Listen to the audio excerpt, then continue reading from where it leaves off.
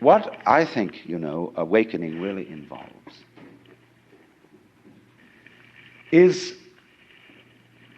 a re-examination of our common sense. We've got all sorts of ideas built into us which seem unquestioned, obvious, and our speech reflects them. The commonest phrases: face the facts, as if they were outside you, as if life was something you simply encountered as a foreigner. Face the facts.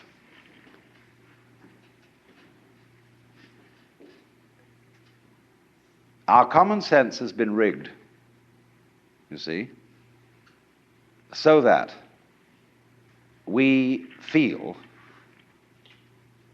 strangers and aliens in this world, and this is terribly plausible,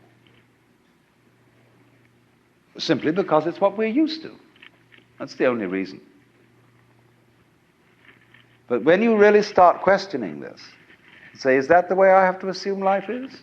I know everybody does, but does that make it true? It doesn't necessarily. It ain't necessarily so. And so then as you question this basic assumption that underlies our culture, you find you get a new kind of common sense. It becomes absolutely obvious to you that you are continuous with the universe. For example, people used to believe that the people who lived in the Antipodes would fall off. And that was scary. But then when somebody sailed around the world, and we all got used to it, and now we travel around in jet planes and everything, we have no problem about feeling that the Earth is globular. None whatever. We got used to it. So in the same way, Einstein's relativity theories, the curvature of the propagation of light, that began to bother people when Einstein started talking like that. But now we're all used to it. Well, in a few years, it will be a matter of common sense to very many people that they're one with the universe. It'll be so simple. And then maybe, if that happens, we shall be in a position to handle our technology with more sense. With love instead of with hate for our environment. The web of life. Let me try from the first to indicate the point that we're aiming at. The point is this, that human consciousness is at the same time as being a form of awareness and sensitivity and understanding, it's also a form of ignorance. The ordinary, everyday consciousness that we have leaves out more than it takes in. And because of this, it leaves out things that are terribly important. It leaves out things that would, if we did know them, allay our anxieties and fears and horrors. And if we could extend our awareness, you see, to include those things that we leave out, we would have a deep interior peace. Because we would all know the one thing that you mustn't know, according to the rules of our particular social game. The one thing you mustn't know, that's really not allowed, that is the lowdown on life. And the lowdown, on the one hand, means the real dirt on things. But the lowdown is also what is profound, what is mysterious, what is in the depths. And there's something left out. And our everyday consciousness screens this out in the same way that when you say you have weaving, you have, say, on this rug here in front of us, when the black finishes here, the black threads will go underneath and then appear again over here, then they'll go underneath the white, and then they'll appear again over here, you know? So that the back will be the obverse pattern of the front. Now, the world is like that. Our sense organs are selective. They pick out certain things. They are receptive. For example, we have a small, small band of what you might call a spectrum of light, of sound, of tactile sensation, and so on, to which the human organism is sensitive. But we know that outside that small band, there is a huge range of vibrations to which we have built instruments that are sensitive. Things like cosmic rays, ultraviolet rays, gamma rays, hard X-rays, so on. They're all outside the band of our spectrum. And obviously, there are things that are outside the range of our instruments. We may build new instruments someday which will evoke, bring into our consciousness other orders of vibration altogether. But yet, as yet, we don't know about them. So you could imagine, you see, the universe is a vast, vast system of vibrations and has infinite possibilities. All these vibrations, you know, are like the strings on a harp. And the harps that the angels are supposed to play in heaven are really this huge possibility. See, when you play the harp, you select strings. You don't play all the strings. It's stupid to just run your finger along the whole edge of the harp, back and forth, and go. What you do is you pick out with your fingers, select, just like on the piano, you don't go brrrm. You pick out certain notes, and these make the patterns. But at the same time as you pick out, you reject what you don't pick out. But it's all there, constituting a fundamental continuity, the kind of continuity of the thread as they go to the back of the woven material and make up the obverse of the pattern that's on the front. Now, the question that is absolutely basic for all human beings is, what have you left out? You see? You are focused on certain things that constitute what you call everyday reality. Look, you single out people, and you see them sitting all around, and you know there are things that are really there. And then behind the people are the houses or whatever we live in, and the earth, and behind all that the sky, and so on. But we see the world as a collection of rather disjointed events and things. And I might say to you as you came in here today, now, my goodness, you all forgot something. What did you forget? And you think, my goodness, did I put my pants on? Did I wear a sweater? Did I got my glasses and my hair on, or my wig or whatever? And no, it's none of that. Well, something you've forgotten. See, everybody's forgotten something. You've left it out. You've just missed it. See? And so I can bring this out, what you've forgotten, if I ask you, who are you? Well, you say, I'm Paul Jones, or whatever your name happens to be.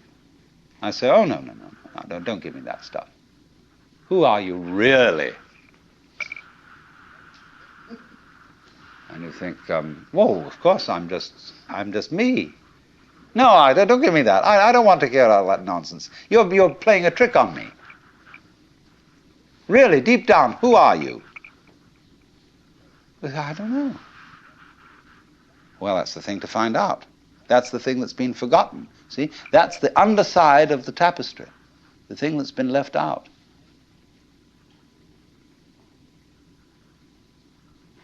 Because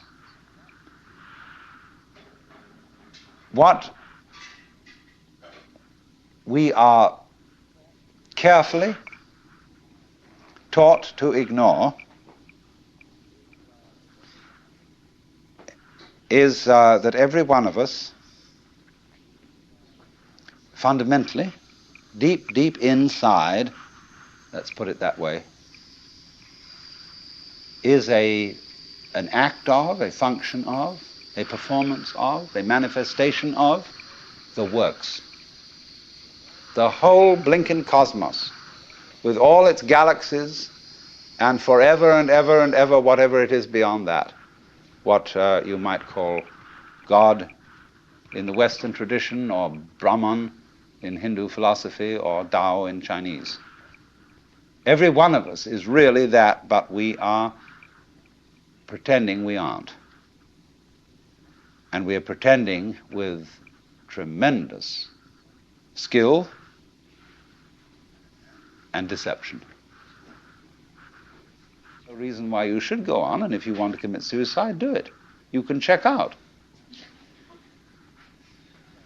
Of course, this reduces anxiety. When they feel free to commit suicide, they don't really have to commit suicide so much. You know, you can commit partial suicide.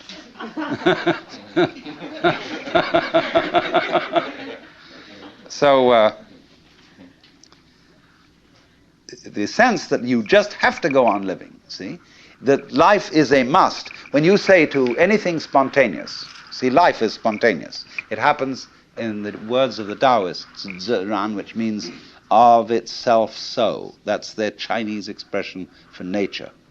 What happens by itself, what isn't pushed, but it just pops up, you see? Like, I'll never forget, there was a great Zen master I knew once in New York. He was giving a lecture one evening, and he was dressed in his gold ceremonial robes, and he was sitting in front of an altar like this sort of thing, but he had a table in front of him with very formal, with candles on it, and a sutra scripture on a little desk, and he was lecturing on the sutra. And he said, fundamental principle in Buddhism is no purpose, purposelessness. When you drop fart, you don't say, at 9 o'clock I drop fart. It happened of itself. You know, and all these pious Western devotees, you know, kind of put their handkerchiefs in their mouths and tried not to laugh. You know? So, but that's the meaning of something that happens of itself, like drop fart or have hiccups or just you came into being, you know.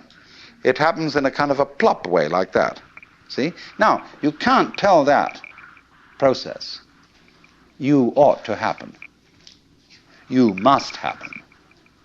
Because that puts a bind on it. In the same way as when you have a little child and all the relatives have come to a party on Thanksgiving, and you put the child into the middle of all the relatives and say, now dear, play. See, it absolutely bugs the child to do it like that. And so this is the problem for every artist. Because an artist is a man who makes his living by playing, whether he's dancing or painting or playing music or whatever it is. And he has to overcome this problem. He has to know how to play in public at a given time on an appointment. See? Now that's not an easy thing to learn.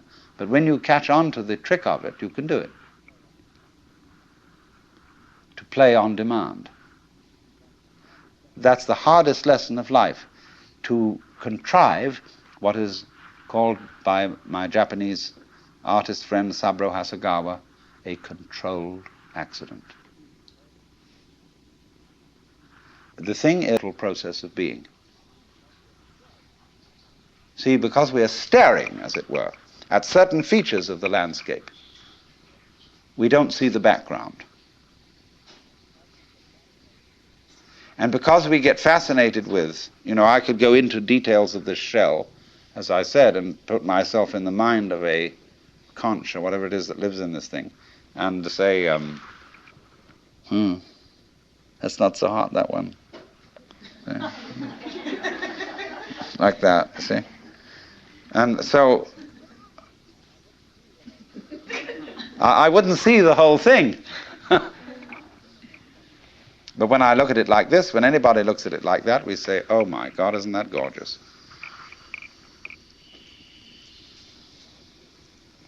Another way of talking about the web is that there are different levels of magnification. For example, supposing you take a piece of embroidery, and here it is, obviously in front of you, an ordered and beautiful object. And then you take out a microscope and you look at the individual threads. At a certain point, as you turn up the microscope, you'll get a hopeless tangle, which doesn't make any sense at all. The wrapped fiber that constitutes the thread is a mess. Hasn't been organized, nobody did anything about it. But at the level of magnification at which you actually see it with the naked eye, it's all been organized. All right, now keep turning up that microscope. Take one of those individual threads in the fiber that seems to be so chaotic and go into the constitution of that. And again, you'll find fantastic order. You'll find the most gorgeous designs of molecules. Then to keep turning it up. And again, at a certain level, you'll find chaos again. All right, keep going. And at another level, you'll find this marvelous order. Now you see, order and randomness constitute, in other words, the warp and the woof. Where everything is in order, everything's under control. In randomness, it's it's a mess. But we wouldn't know what order was unless we had messes. It's the contrast of order and messes that order itself depends upon. And so in this exactly the same way, it is the contrast of on and off, there and not there.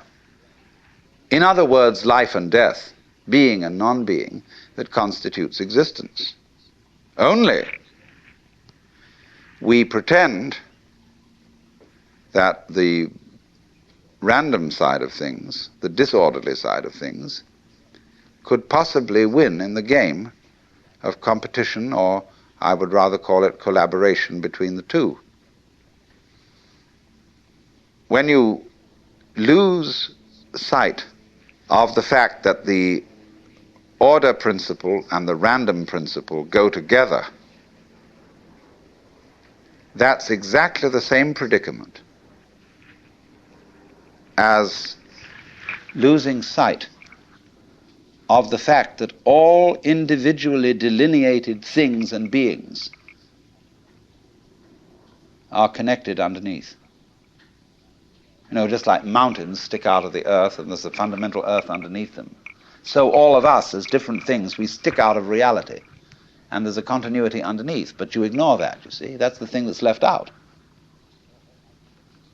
See, I'm just giving you many examples of the same principle. But really, deep down, we are, each one of us, everything that there is. Doing it this way, and then again that way, and then again another way, and that's what it keeps up doing forever and ever. Only, it has holidays, which are called deaths. You know, in the story of the creation of the world in the Bible, God works for 7 days and rests the seventh. It's necessary to have a holiday. Holiday is holy day. And the Sabbath, for the Jews, is Saturday, for the Christians is Sunday, because Saturday is the last day of the week, but Sunday is the first day of the week. And it's a slight difference of alteration between a Jewish temperament and a Christian temperament.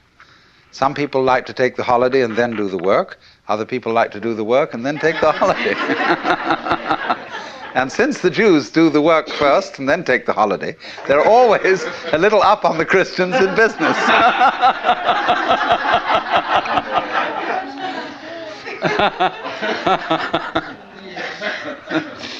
But the point is that a holiday, this pause between something going on, is of the essence of the idea of a web. For example, there's a famous Irishman who's supposed to have described a net as a lot of holes tied together with string. So the holes are very, very important. And these are the holy days. You see, the holes. This all goes together. So there must be that interval. And it exists on all kinds of levels. It isn't simply that there is, for example, a sound that is sounded is a vibration, and the sound goes on and off. Everything that we call sound is sound silence. There is no such thing as pure sound. You couldn't hear it. What you hear is that tap, tap, tap, tap, tap, tap, tap, tap, tap, tap against the eardrum. But it happens very fast, so that you get more of an impression of sound than you do of silence. But between every little undulation of sound, there is also an interval. When you listen to music, you hear a melody. But what you hear, actually, that makes the melody significant are the steps between the tones, what we call the intervals. And a person who doesn't hear intervals is tone deaf. He only hears noises. He doesn't hear the steps. So that interval between whatever happens is as important as what happens. So we'll call these two things, the sound and the silence, the life and the death, somewhat analogous in weaving to the warp and the woof. Now, look at the marvelous way in which warp and woof go together. A piece of cloth is an extraordinary thing when you consider it's made of a line of string. There's something that always struck me as a child, fabulous, that string, just thread, could turn into cloth. Why should it hang together? How improbable.